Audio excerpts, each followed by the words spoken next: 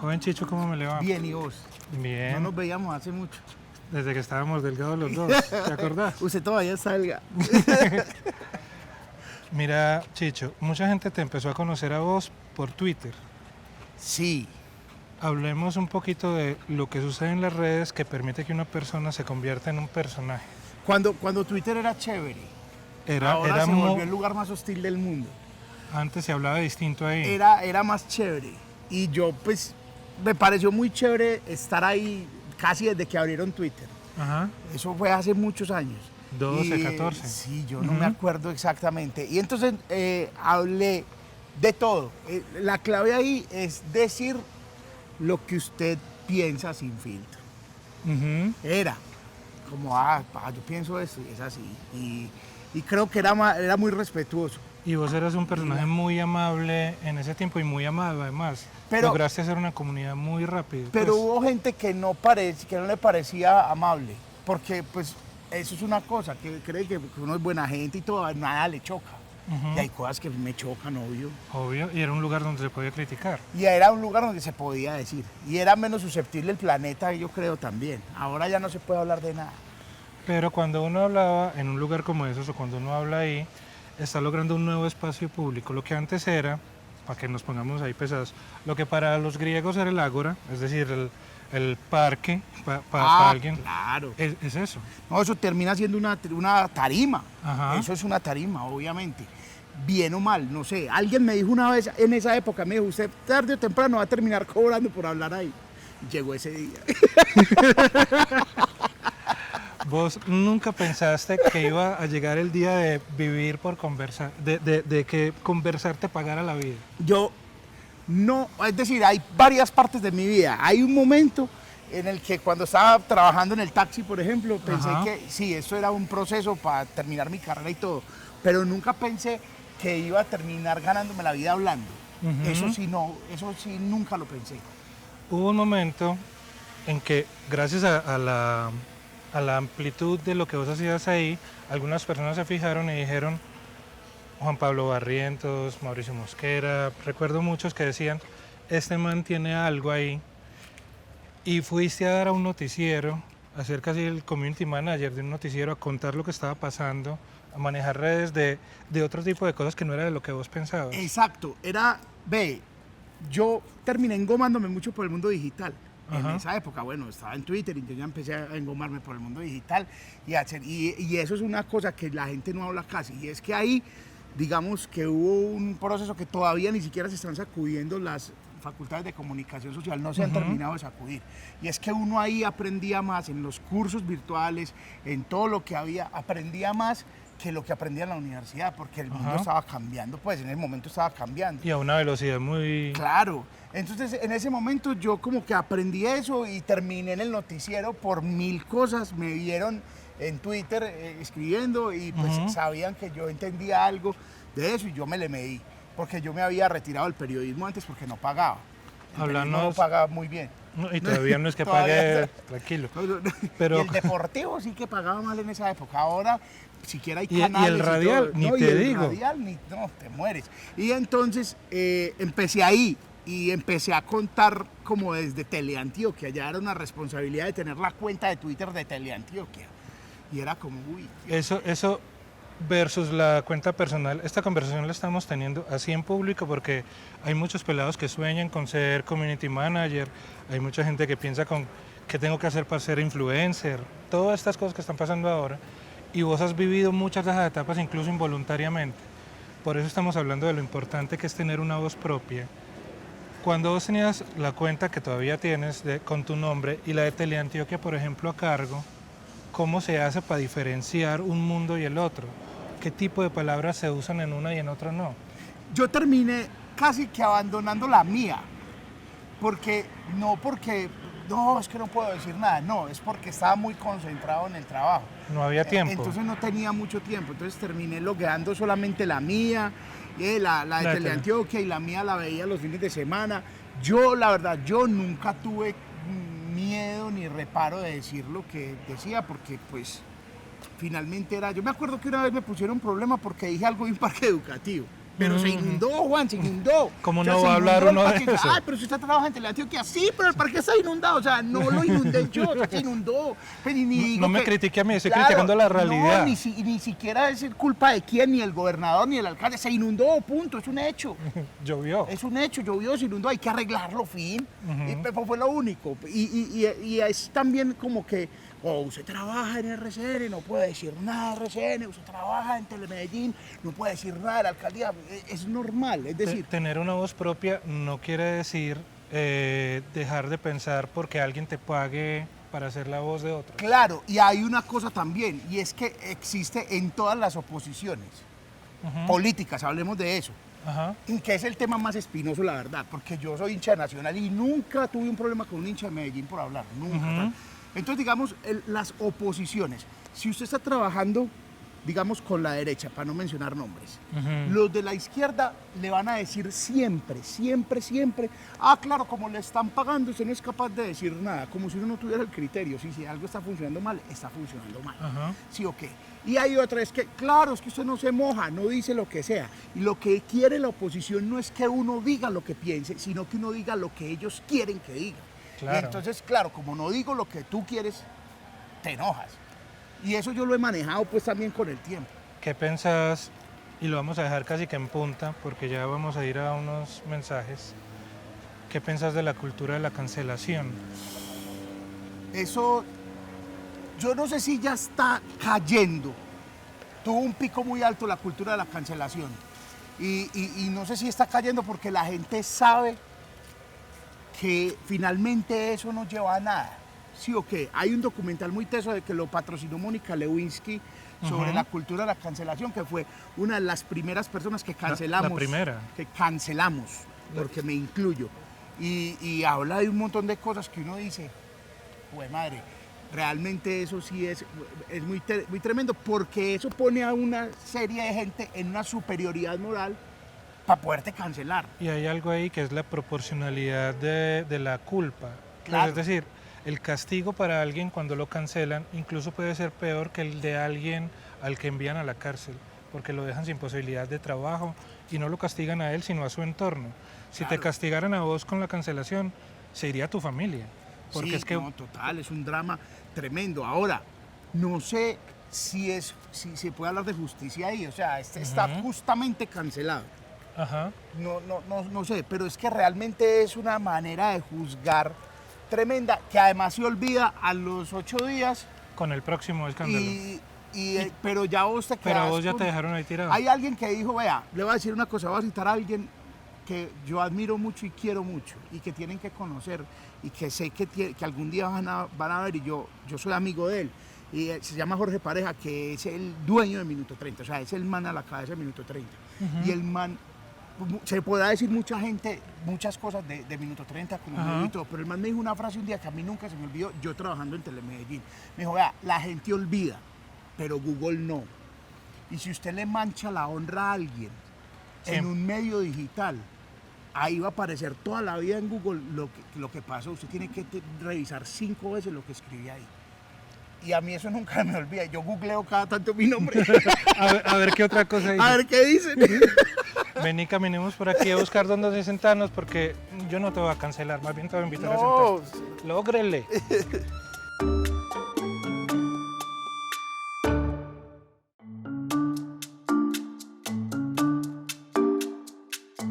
Chicho, Google tiene memoria, la gente no, por eso volvemos a pasar por las mismas avenidas donde antes nos dimos un golpe. Quisiera que conversáramos, ahora que seguimos hablando con lo de la voz propia. Vos te hiciste muy popular como comediante, con 2 amigos, con Monólogos sin Propinas, con Adrián y con Frank. Y pasó algo, o pasa algo con ustedes, que a pesar de ser un colectivo no se pierde la personalidad. Pongámoslo así en estos términos. Los Beatles eran 4, pero cada uno era muy distinto el uno del otro. Igual sucede con ustedes. Contanos por qué no se pierde, por ejemplo, esto de la voz propia en cada uno, aunque trabajen en colectivo. Y creo que además ese es el secreto del éxito de Monólogos sin Propina. Nosotros somos muy diferentes los tres, completamente. Y eso hace que pasen cosas muy chéveres, porque la primera es que, por ejemplo, ponemos un tema Ajá.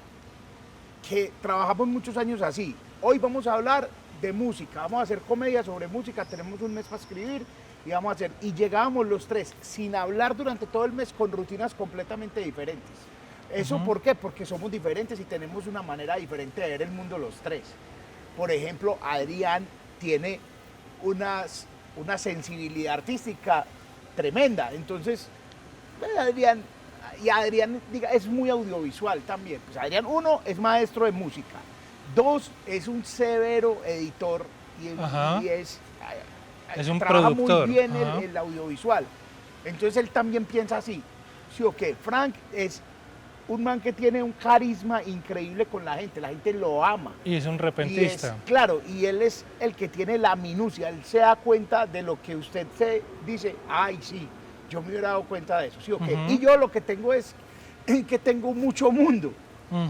Y hago comedia de todo el mundo que he tenido y tengo una especie de resentimiento permanente por las cosas, o sea, las pequeñas cosas que me dan rabia. Que son parecidas a las que muchos hubieran dicho y dicen, este man, y así cada uno se identifica con uno distinto. Pues claro, es que no hay, yo creo que nosotros hacemos lo mismo, pero no hay cuando coincidir en una línea o en algo. Nosotros nunca hemos como que, eso quedó como copiado. Es bueno contar que no es simplemente pararse a decir lo que se me ocurre, es escribir, hacer stand-up, tiene un eje dramático, así como las historias normalmente, muchachos y muchachas que nos ven, tienen un inicio, un nudo y un desenlace.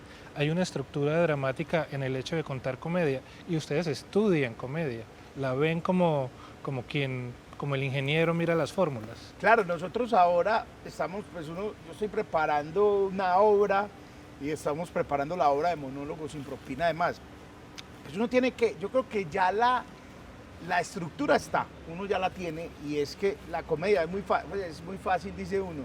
Eso es, los componentes son una rutina tiene una premisa y chistes. Ya. Pero el asunto está acomodar eso ahí, tener toda su historia ahí. Y uno a veces se emociona porque cree que la historia es muy graciosa y se le olvida que hay que ponerle premisas a eso también, o se le olvidan los chistes, o uno cree que son chistes lo que uno está haciendo. Entonces uno sí tiene que, es más que estudiar, o si se puede decir estudiar, es asentar su discurso y lo que quiere a esa estructura. ¿Para qué? Para que le funcione. Porque increíblemente, si usted tiene la comedia en esa estructura, funciona, sí o sí.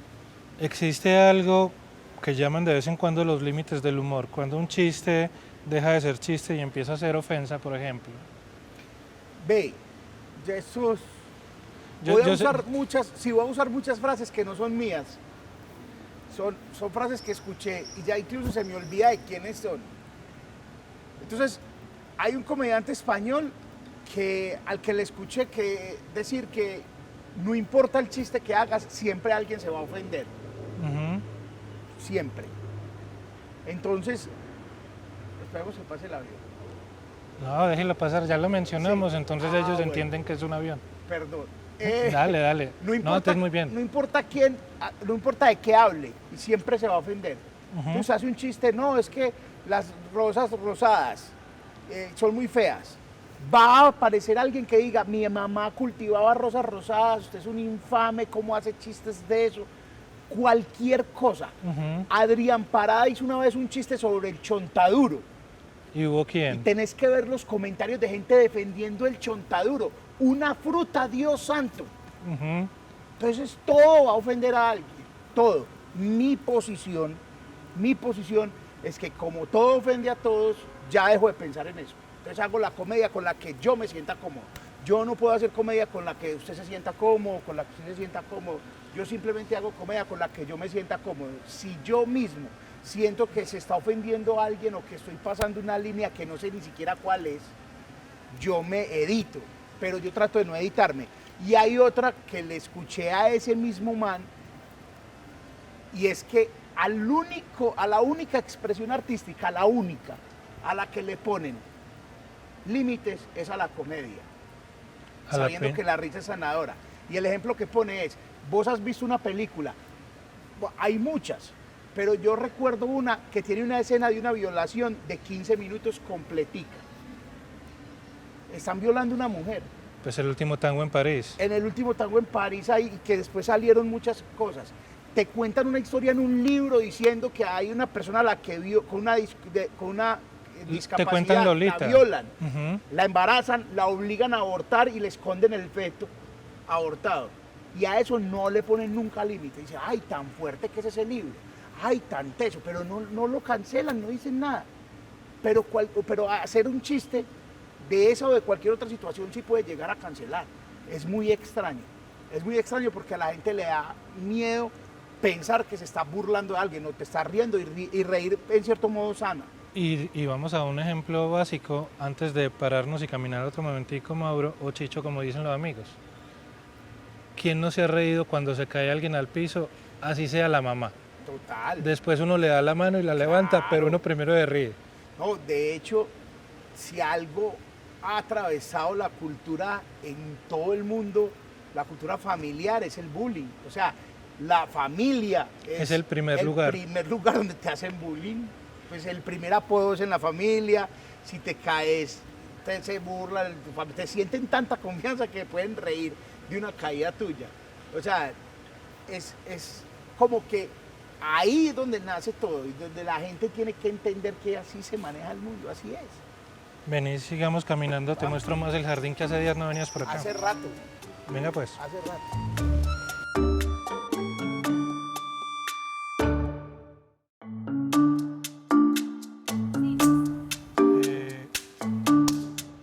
Líderes que yo admiro, todos los presidentes del Bajo Cauca. Construye memoria bonita. Tremenda, que además se olvida a los Cosas que la demanda nuestra sigue siendo muy alta. Porque cada lector Termina ahorita en la... Manual, gestual y espacial. El retrato de la generación. Siempre fue Al lado de eso está la posibilidad de primero de cada una de las personas o entes. el espectro es tan amplio y hay tantas formas de expresar. hoy puedas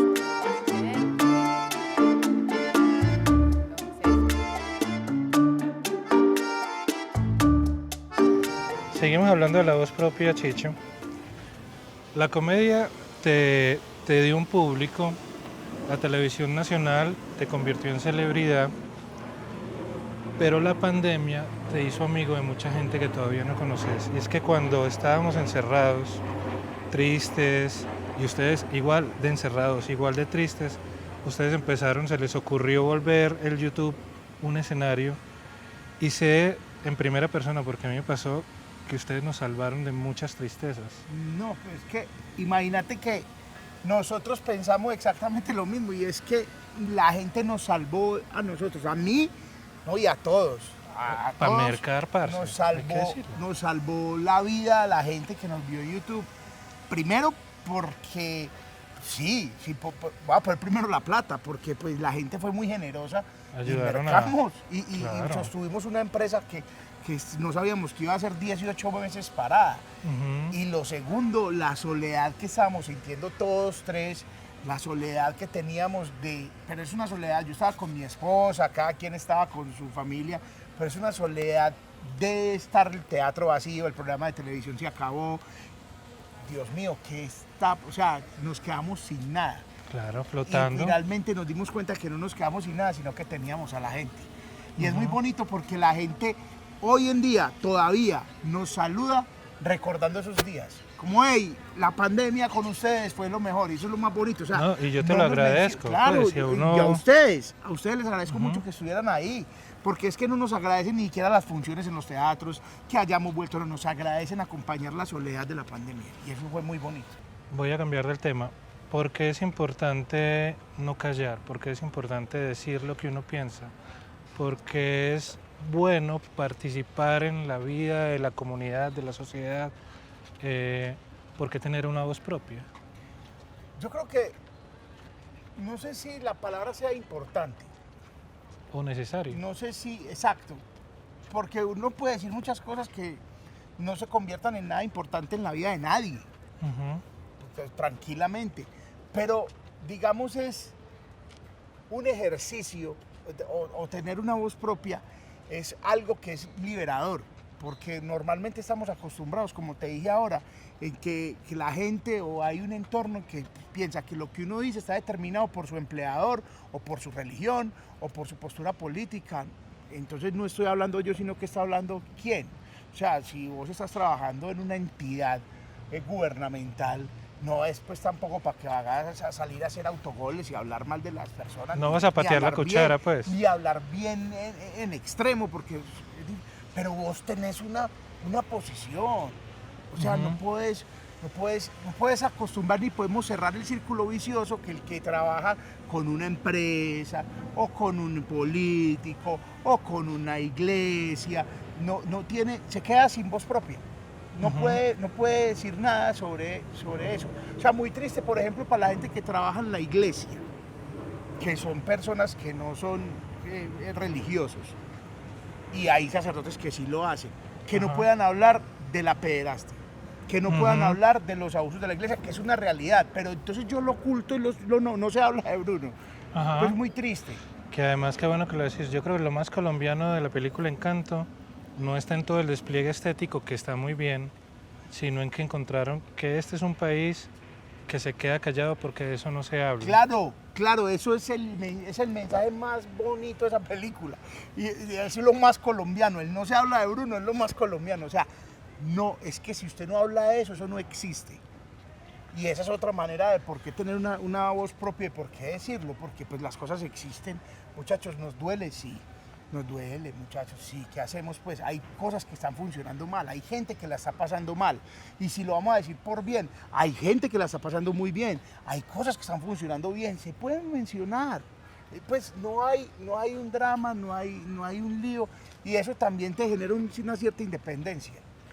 Yo te quiero agradecer, Chicho, porque desde las conversaciones cuando eras estudiante y manejabas un taxi, hasta las conversaciones cuando todo el mundo estaba confinado, o lo que decís delante de un teatro que además hacen la función, afortunadamente hace mucho tiempo con el teatro lleno, pero también cuando no había nadie en el teatro la hacían completa, con la misma devoción y carisma, y siempre hablando sobre la realidad, porque lo de ustedes nunca ha sido la ficción y lo tuyo menos. El gordito del salón salió adelante. El gordito del salón hace rato dejó de ser el chiste para hacer el chiste sobre los demás y para que seamos críticos sobre nosotros mismos. Eso es lo más importante, Juan. O sea, uno tiene que vulnerarse. Y la gente, todo el mundo en la calle se tiene que vulnerar. Saber usted, o sea, ese no se habla de Bruno, no se habla de... No, usted tiene un Bruno que no habla de eso. O sea, ¿pero por qué? Hay que hablar de eso, hay que burlarse de uno mismo.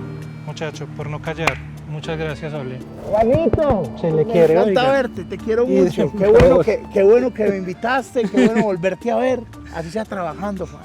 Lógrele, venga, yo le termino de mostrar el jardín. Vamos.